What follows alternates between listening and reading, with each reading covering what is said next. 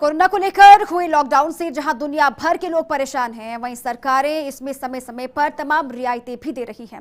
इसको लेकर एक तरफ वैक्सीन का मानव परीक्षण शुरू हो चुका है, तो दूसरी तरफ वैज्ञानिक प्रयासों के साथ साथ ज्योतिषीय गणनाएं भी की जा रही हैं। दुनिया भर के तमाम एस्ट्रोलॉजर्स अपने हिसाब से आकलन कर ये बता रहे हैं कि इससे निजात कब मिलेगी। इस सिलसिले में कुछ खास ज्योतिषीय घटनाएं हुई हैं, जिससे कुछ उम्मीदें भी जगती हैं। जैसे 13 अप्रैल को सूर्य मीन से वृष राशि में दाखिल हुआ और इसी दिन के आसपास कोरोना के मामले भारत में 3 के बजाय 10 दिनों में दोगुने होने लगे। 23 अप्रैल को राहु की स्थिति भी अनुकूल होना शुरू हो गई और इसी दिन सूर्य के साथ मंगल का आना भी हितकारी साबित हुआ है। यहीं से वैक्सीन का परीक्षण भी शुरू हुआ है। वहीं 5 मई के आसपास शनि भी मंगल से अलग होगा। साथ ही 21 जून के आसपास एक बार फिर सूर्य ग्रहण भी हो रहा है। वायरस का कारक केतु भी सितंबर में स्थान परिवर्तन करेगा, तभी बृहस्पति भी केतु के असर को कम करेगा। ज्योतिषीय इन गणनाओं के जरिए ये बताने की कोशिश हम आपको कर रहे हैं कि आने वाले दिनों में हमें कोरोना से मुक्ति मिल सकती है।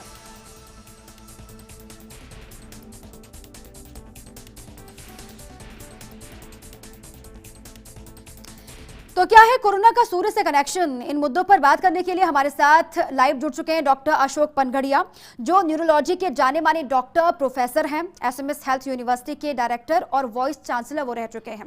उनसे ही सीधे जानते हैं कि आखिर इसका असर क्या है, इसका कनेक्शन क्या है।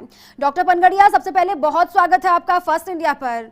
सर बताएं कि आखिर ज्योतिष का क्या आकलन है, क्या कहता है आपका आकलन, और कोरोना से निजात आखिर कब तक मिलने वाली है?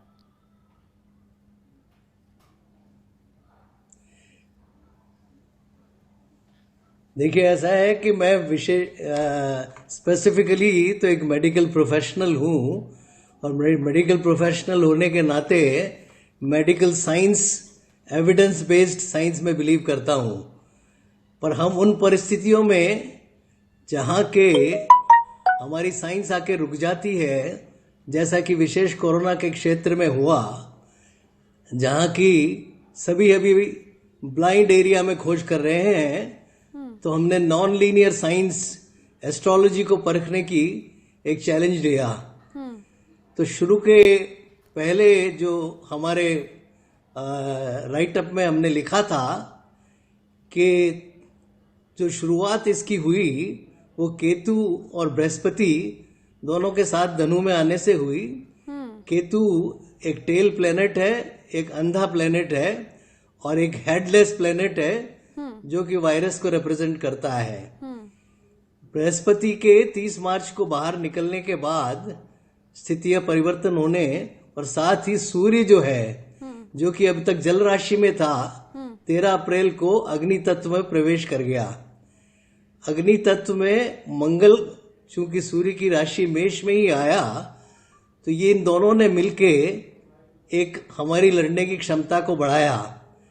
और जो हेल्थ मिनिस्ट्री के डेटा है वो ये बताते हैं कि 4 से लेके 11 अप्रैल तक भारत में कोरोना के केसेस डबल जो होने लगे थे वो 3 दिन में हो रहे थे, वही 14 अप्रैल के बाद 10 दिन में होने लगे। यानी कि इसका रेट और या प्रोग्रेशन ऑफ स्पीड जो है 1/3 कम हो गई। तो जो हम लोगों ने कहा था कि सूर्य के आने से परिवर्तन होगा, दूसरी बात ये भी थी कि सूर्य जो है वो अश्विनी नक्षत्र का 23 से 27 तारीख तक सबसे ज्यादा असर डालता है।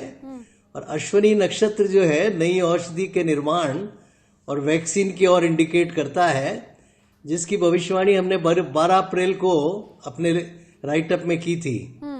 इसी के साथ ये भी बताया था कि 23 अप्रैल को बुध भी मेष में एंटर कर गया है। हाँ। तो बुद्धि और सूर्य की वजह से कोई न कोई नया एक डॉक्टर पनगड़िया इन्वेंशन होगा या डिस्कवरी होगी। बिल्कुल, इन ज्योतिषीय गणनाओं को जो मेडिकल क्षेत्र में प्रगति मिली है, प्रगति हुई है, उससे आप कैसे जोड़कर देखते हैं?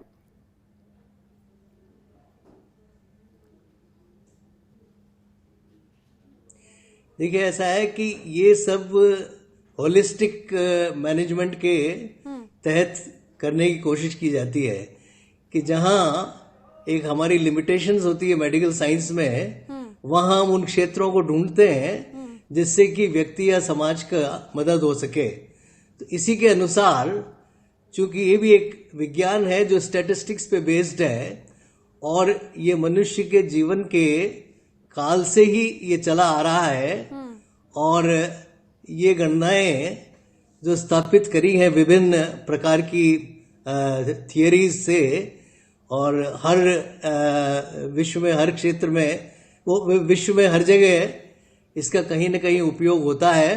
पर वैज्ञानिक तरीके से अगर उपयोग किया जाए और इसके दुरुपयोग से बचें, तो इस विज्ञान का सहारा हम जो एक्सट्रीम डिफिकल्ट सर्कमस्टांसेस है या डेस्परेट सर्कमस्टांसेस है उसमें ले सकते हैं। डॉक्टर बनगड़िया, आप न्यूरोलॉजी के जाने माने डॉक्टर प्रोफेसर हैं, एसएमएस हेल्थ यूनिवर्सिटी के डायरेक्टर और वाइस चांसलर आप रह चुके हैं। आपका रुझान मेडिकल से एस्ट्रोलॉजी की तरफ कैसे हुआ सर? मैं चाहूंगी इसके बारे में भी आप जरा बताएं।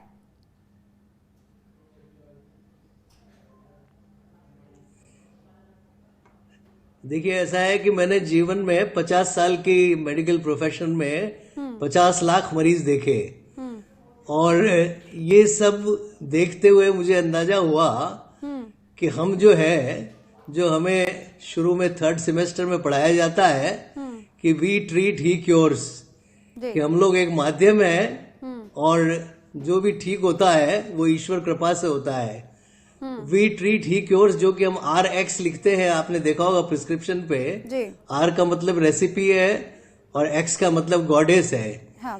तो वो एक फेथ शुरू से था, और इसके अलावा कई ऐसे सिचुएशंस में जहां हमें लगा कि मेडिकल साइंस लिमिटेशंस है, वहां हमने देखा कि यदि कोई साइंस मदद कर सकती है तो इन सारी चीजों को हम ढूंढते हैं, जिसमें ऑल्टरनेटिव थेरेपीज होती हैं और इस तरह की विज्ञान होते हैं जो कि नॉन लीनियर साइंसेज होते हैं। नॉन लीनियर साइंस इनको इसलिए कहते हैं कि ये साइंस ऑफ अनसर्टेनिटीज होते हैं, पर इसका एक एडवांटेज है कि ये जो केओटिक साइंस होते हुए भी इनमें एक्चुअली अनसर्टेनिटी में भी कुछ सर्टेनिटीज होती हैं, जिसको कि आप कैप्चर कर सकते हैं यदि आप इसको वैज्ञानिक अध्ययन के रूप से और एक अपने अच्छे भाव से करें।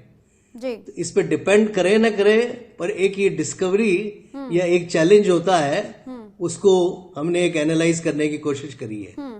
और सर, आपका दखल मेडिकल में भी और मेडिकल के साथ साथ एस्ट्रोलॉजी में भी, दोनों में है। आप ऐसे माहौल में लोगों को, और जो हमारे तमाम दर्शक हैं जो अभी इस वक्त आपको सुन रहे हैं सर, उनसे क्या कहना चाहेंगे, क्या संदेश एक अपनी तरफ से आप देना चाहेंगे?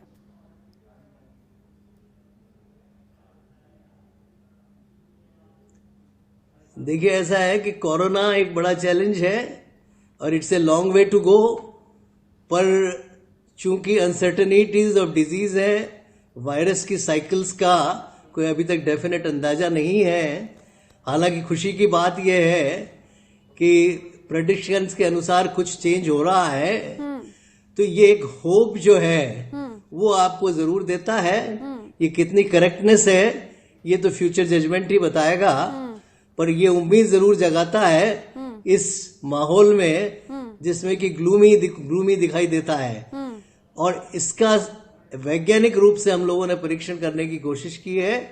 बाकी जो विज्ञान और आज के एडवांसमेंट है, जो अब तक कोई चैलेंज बहुत इजीली एक्सेप्ट नहीं कर पाए हैं, परंतु हमें उम्मीद है कि जिस तरह परिवर्तन इसके अनुसार हुआ है, तो हम और भी बेहतर 5 मई से देखने को रहेगा। हालांकि वैज्ञानिक रूप से ये मैं जानता हूं कि ये वायरस जो है ये अल्टीमेटली कंप्लीटली नहीं जाता। हाँ। और ये पूल ऑफ वायरसेस में एंटर हो जाता है और थोड़ा बहुत ये आपको परेशान करता रहेगा, पर इसकी ग्रेविटी और सिवियरिटी जो है वो काफी कुछ कंट्रोल होने की उम्मीद है। इन सितारों के माध्यम से ये मैं कह सकता हूँ। वैज्ञानिक और हम लोग जो दूसरे दृष्टिकोण है उनकी भी स्थिति से स्टडी पूरी कर रहे हैं। लेकिन जो वैज्ञानिक अध्ययन अभी तक आपने किया है डॉक्टर पनगरिया, जो अभी तक अध्ययन हुआ है वैज्ञानिक तौर पर, मैं आपसे बात करूं तो सर, हम ये अनुमान लगाएं कि 1 महीना, 2 महीना या फिर 5 महीना, कितना लंबा ये और खिंचेगा और कब तक इसका पूर्णतः सफाया हो जाएगा, ये कहना अभी संभव नहीं है।